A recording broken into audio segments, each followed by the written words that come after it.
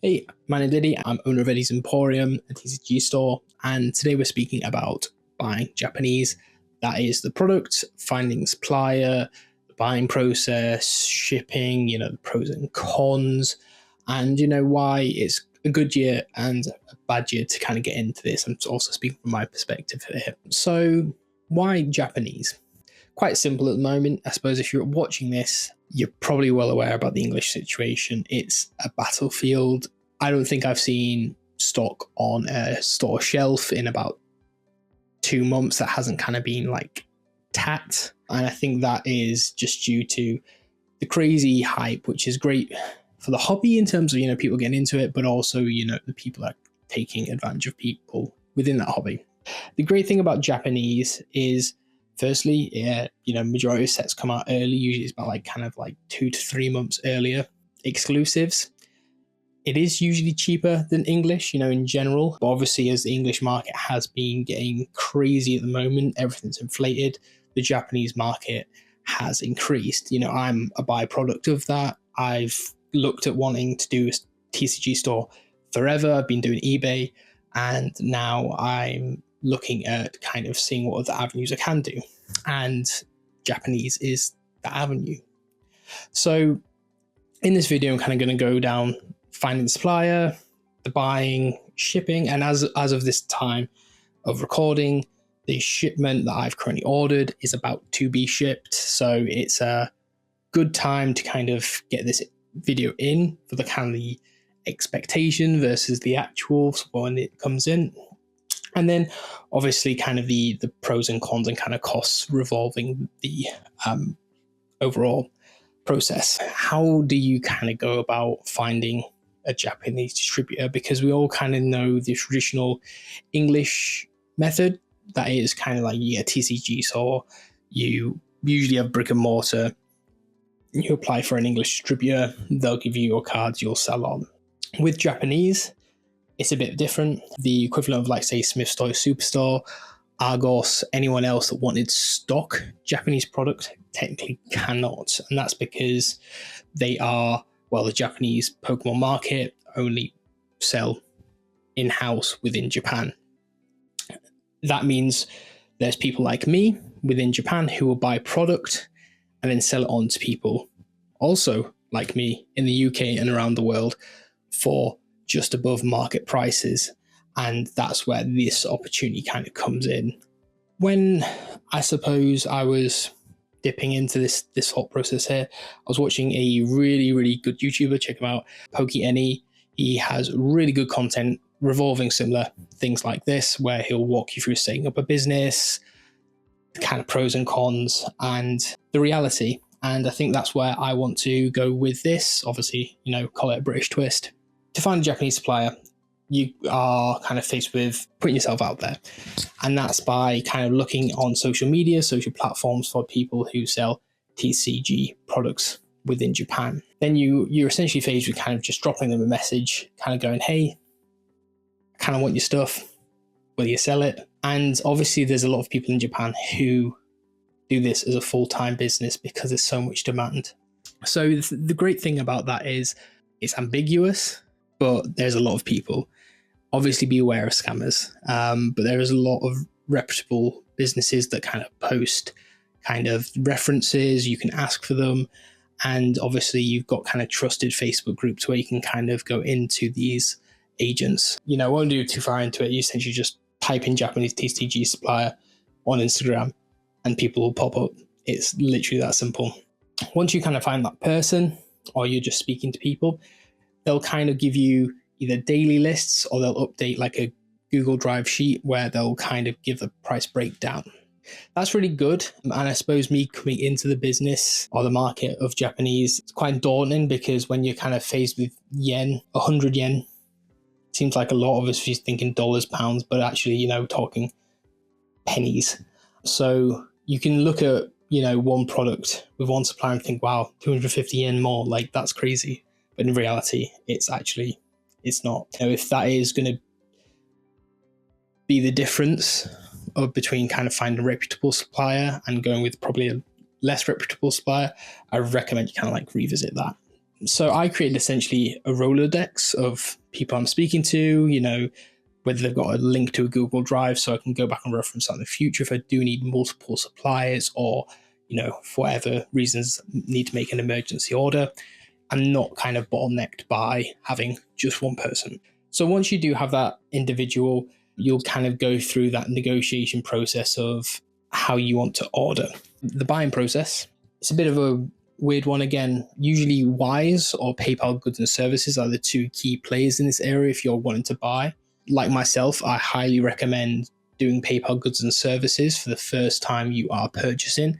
You pay a 5% premium on the order, not anything to do with your VAT or anything like that. That's prior cost on top. That's usually ate up by you, unfortunately. But what that does is that gives the seller and the buyer security that if they send you a box of rocks, you are going to be able to get your money back.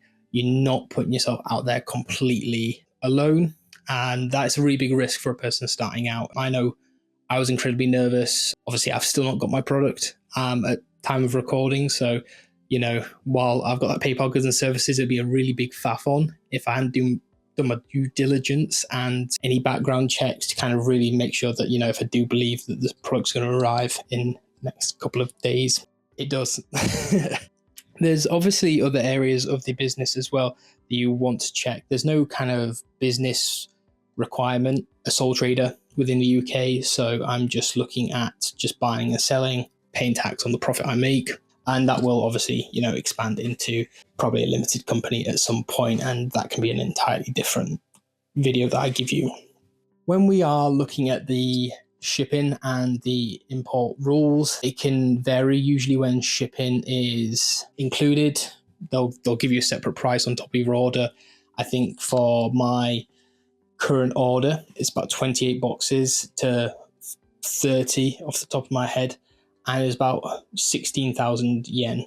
And that's, give or take, 60 to 70 quid. It is really important when you do think about purchasing orders that you do want to kind of get your money's worth, because an order of 10 boxes and an order of 30 boxes and upwards, the difference is minimal. And if you want to really kind of increase them profit margins on your boxes and your product that you're buying, it's imperative that you kind of cut them costs by essentially spreading that as thinly as possible across the product. So I think right now my average cost per product is about £2.50 to £3.50 per box. Now, if I had 10 boxes, I think the rough math was it would be about 7-8 quid per box.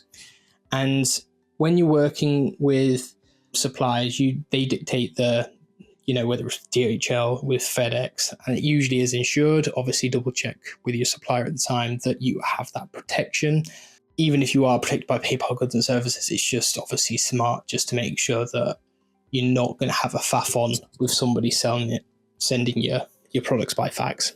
So the cost breakdown is going to be, I'm going to try to be as transparent as possible for obviously any future buyers out there.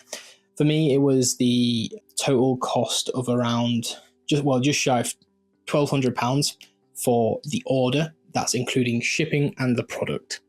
Now, when the order gets to the UK, I will be subject to tax, and that'll be import duty at 2.5% for trading cards and 20% VAT for just obviously just legal requirements.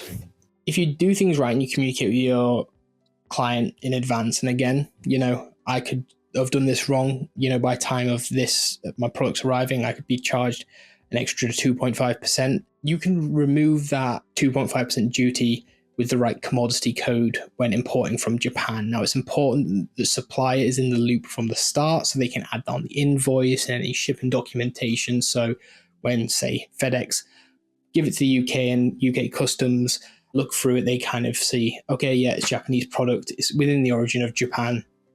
And then that is a 2.5% that I can not absorb in terms of a cost, but actually, use towards making more of a profit. And that's really important for, the smaller profit margins that we're going to be making on these mainly Pokemon products. With the wider ones like One Piece, right now there is more profit margin to be had, but you know, it's a supply and demand model with with any business here. There's more people wanting Pokemon than there is people wanting One Piece. I have invested in the OPO 11 set that's just came out, so there is a good market for that, and obviously, you know, you can use the Japanese cards in the English competition as long as obviously, you know, they're legally valid. So there is still that incentive there for people wanting cheaper cards, but use it for deck building. Now, with Pokemon products right now, it's not because that they're any way, shape, or form more expensive. It's because obviously, like we mentioned at the beginning of the video, the Japanese market has now inflated because the English market is so bad, everyone's looking to Japanese. So is it cheaper than buying an English set off the shelf? Yes, technically, because a booster box can cost usually around 35 to 45, depending on obviously what set you're going for in Japan. But you're also faced with obviously the import costs and everything like that. So right now, I think my average set is coming out at about 75 to 85 pounds. Now, obviously, it's relative to how much you want to pay and how you distribute the costs, but say Terrestrial Festival, the Prismatic Evolutions equivalent, that is like not profitable for me at all right now, unless I was ordering like 100 boxes. And obviously you need the capital for that.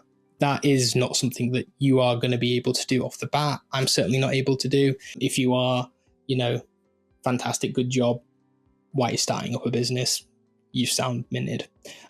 So just try and measure the costs with how profitable your overall capital investment is going to be, because right now, if I needed to sell Prismatic Evolutions, it's dropping in price right now, but still quite high in Japan to buy. I'd need to sell it like 100.